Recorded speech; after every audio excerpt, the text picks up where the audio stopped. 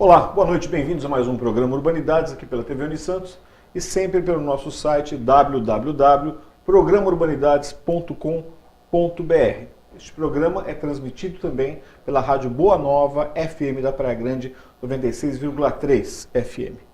Você que nos vê na TV Unisantos, até para quem está no site, saiba que este programa é um programa da 6ª temporada. A gente tem uma produção que é, sim, irregular. Significa dizer que volta e meia você vê um programa da 4ª temporada. Às vezes você vê um da 1ª temporada. O fato é que os temas que são desenvolvidos pelo programa são de interesse do urbano, do coletivo, da comunidade não só acadêmica como da Baixada, quiçás do mundo. Por isso você fique à vontade de pesquisar outros programas pelo site e curtir o que você está vendo em casa.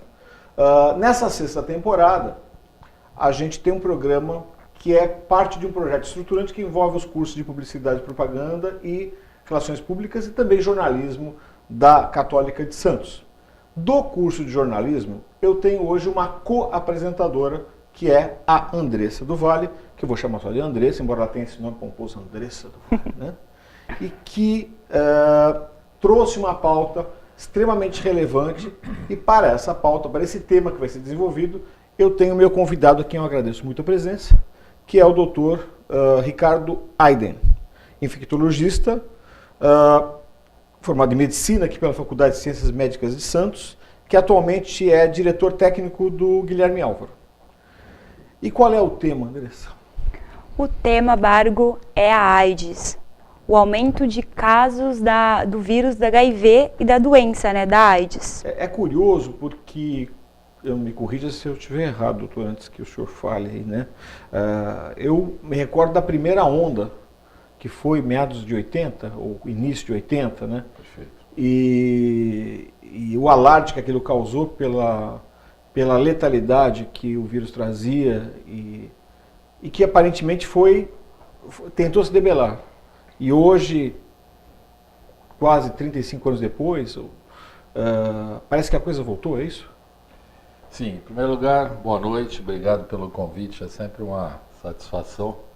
Maiormente, assim, num alcance que tem uma TV educativa ligada a uma universidade, meu filho estudou aqui, a gente tem, assim, laços afetivos. Meu pai estudou na Católica muitos anos atrás, então é sempre uma satisfação voltar aqui nessa casa, né, tão conhecida aqui dos nossos santistas, e um prazer estar aqui. Espero que a gente possa contribuir com boas ideias e informações. Mas essa onda, ela de fato começou em 1980, e aqui no Guilherme Álvaro a gente, com uma equipe que foi montada para fazer uma referência relativa ao assunto AIDS, uma enfermaria para receber esses pacientes primeiros que fossem chegando. Isso se deu em meados de 83 para 84. Até que chegou o paciente zero lá no Hospital Guilherme Álvaro, e depois disso muita água rolou embaixo da ponte. Então teve essa onda inicial que causou um pânico no mundo inteiro, muito ligados à questão sexual, em especial de homens que faziam sexo com homens.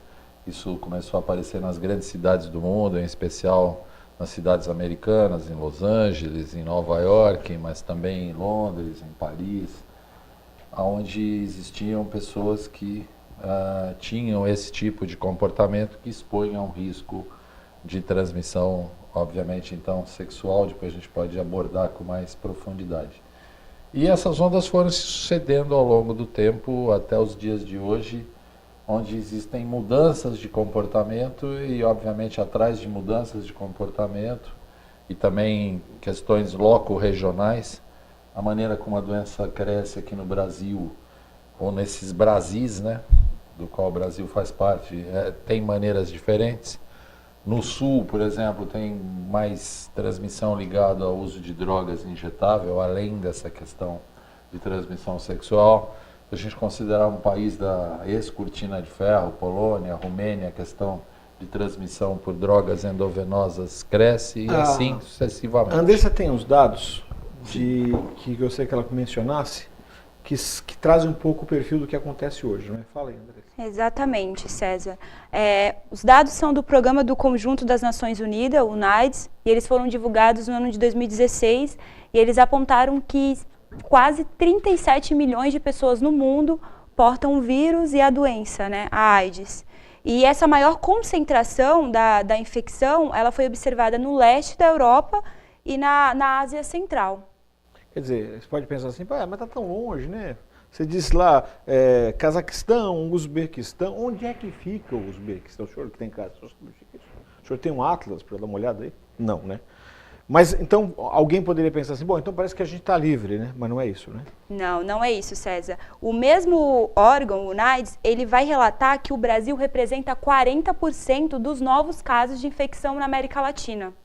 E para dar uma dimensão maior desses casos, no ano de 2010, o Brasil tinha cerca de 700 mil pessoas que estavam com vírus e também com a doença.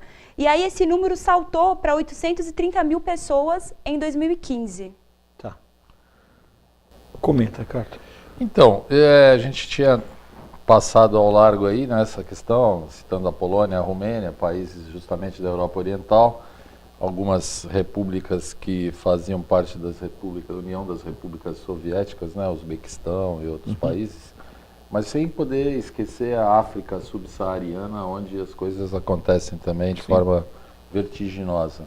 Malawi, Burundi, o antigo Congo belga, né, o Zaire, né, antigo Zaire, África do Sul, né, Uganda, quer dizer, a gente hoje ainda vê Costa do Marfim. E lógico que aqui na América do Sul e na América Latina, o Brasil, infelizmente, ocupa ainda um papel de destaque. E a gente teve uma onda expressiva que motivou até algumas atuações pontuais no norte do país, em especial no Amazonas, em Manaus, e no Rio Grande do Sul, em especial Porto Alegre, a grande Porto Alegre. Então é uma doença que tem uma dinâmica própria. Ela talvez tenha desacelerado alguma coisa em alguns países, mas assim, desacelerado nas cifras gerais.